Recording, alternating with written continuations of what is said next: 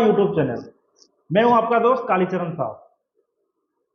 दोस्तों, आज और अब से मैं आप लोगों के बीच हर सप्ताह एक नए अंदाज और नए तरीके का वीडियो लेकर के आऊंगा।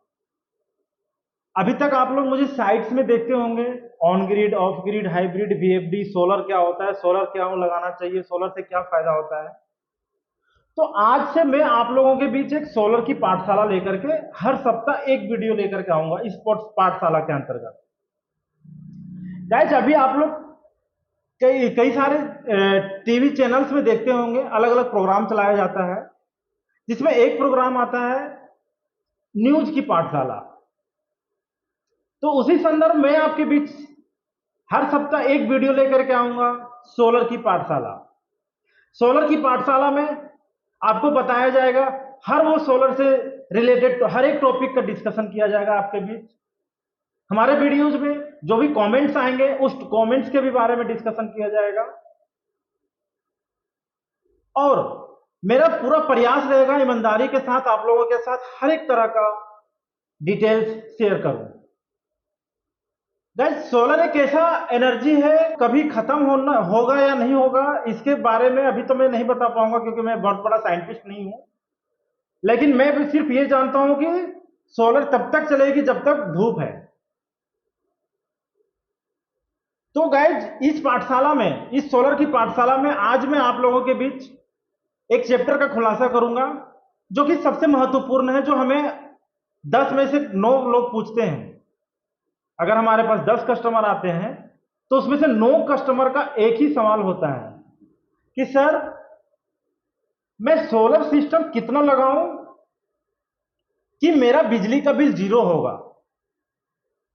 10 में से 4 ऐसे कस्टमर आकर के ये बोलते हैं कि मैं सोलर सिस्टम कैसा लगाऊं कि मुझे बिजली की जरूरत ना पड़े। बट 60 से 70% लोगों को ऑन ग्रिड सिस्टम की जरूरत पड़ती है, जो कि शहरी क्षेत्र में पाए जाते हैं, या शहरी क्षेत्र के जो कंज्यूमर हैं उन सभी उपभोक्ताओं को ऑन ग्रिड सिस्टम लगाना चाहिए। तो आज के इस पाठशाला में जो चैप्टर का खुलासा करने जा रहा हूं, उस चैप्टर का नाम मेरे द्वारा रखा गया है कि कितना किलोवाट कितने यूनिट के लिए आपको लगाना चाहिए ताकि आपका बिजली का बिल 0 हो।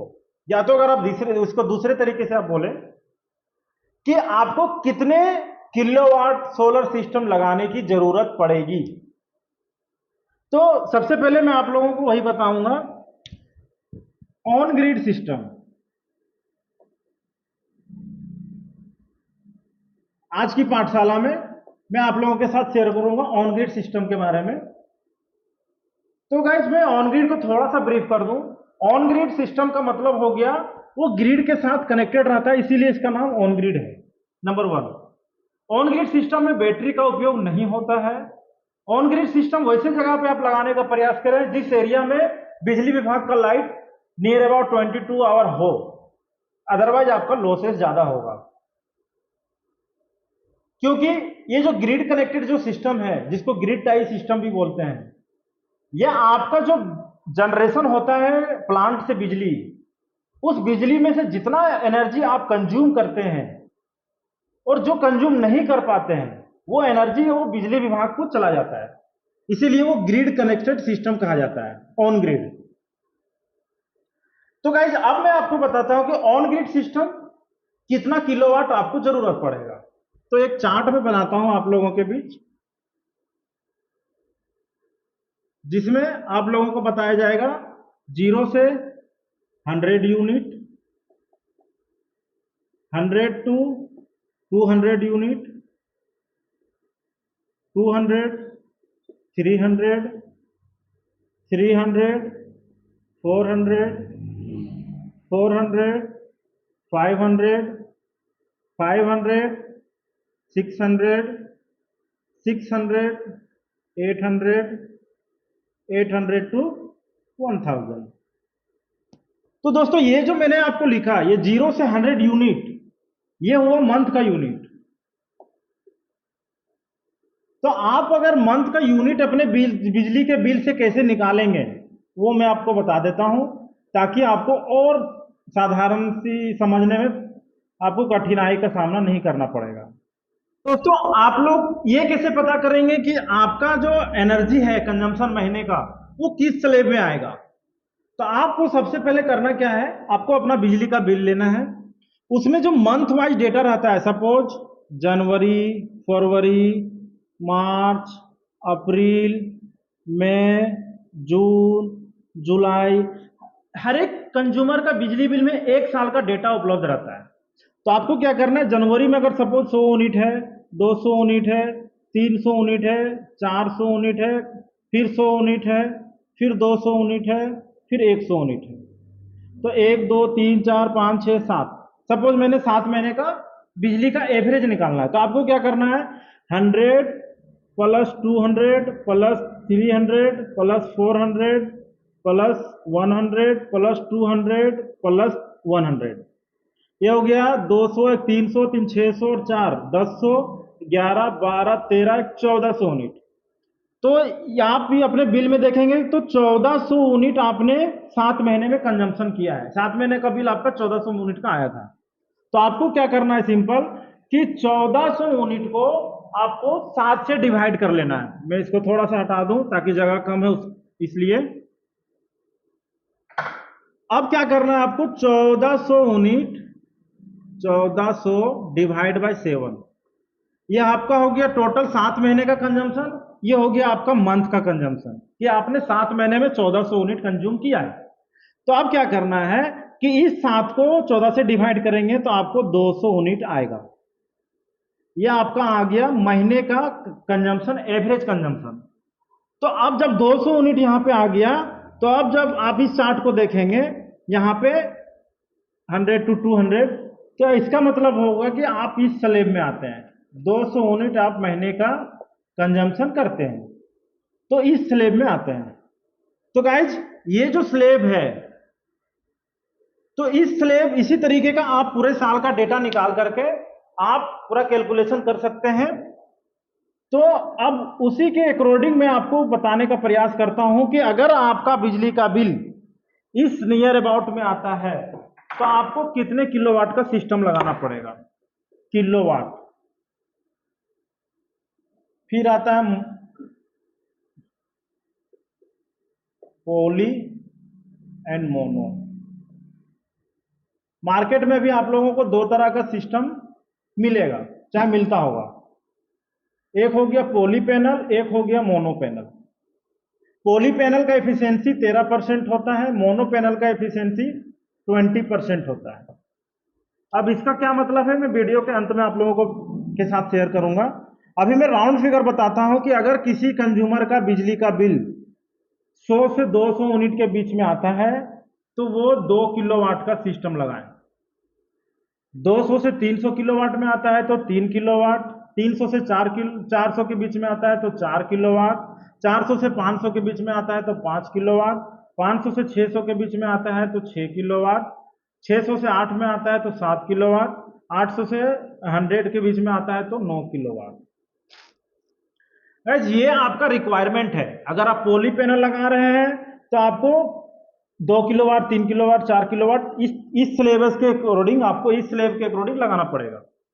लेकिन वही आप मोनो पैनल लगाते हैं तो इसमें 1.5 किलोवाट, ये आप 2.5 किलोवाट, ये आप 3.5 किलोवाट, ये 4.5 किलोवाट, ये 5.5 किलोवाट, ये 6.5 किलोवाट, ये 8.5 किलोवाट।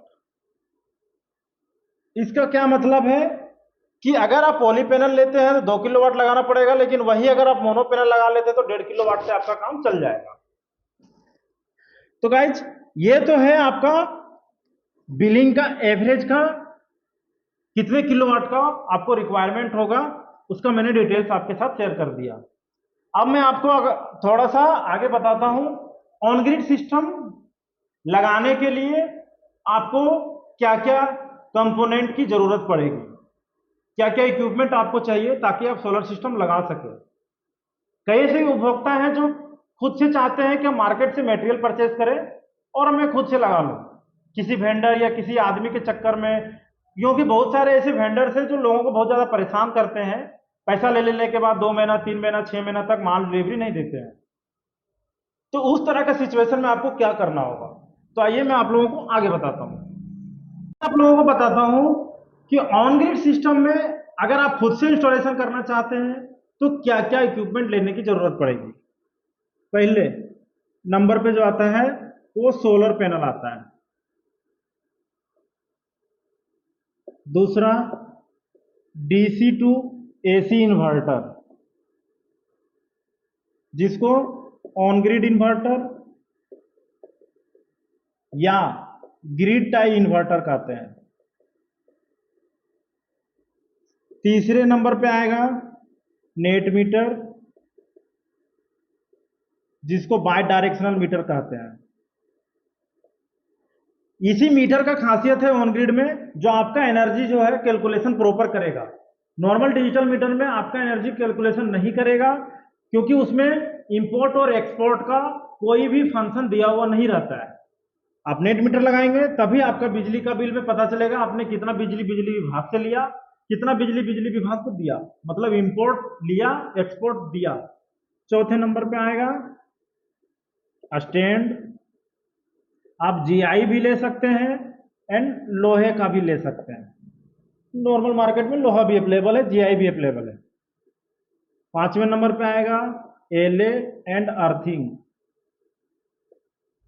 ये अर्थिंग का जो सपोर्ट है वो आपको इन्वर्टर में देने के काम में आएगा।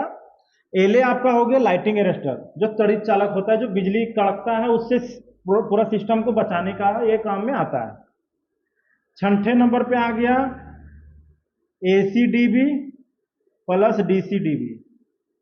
ये एसीडीबी डीसीडीबी का मतलब हो गया कि ये एसी साइड में डिस्ट्रीब्यूशन बॉक्स लगेगा और ये डीसी साइड में डिस्ट्रीब्यूशन बॉक्स लगेगा।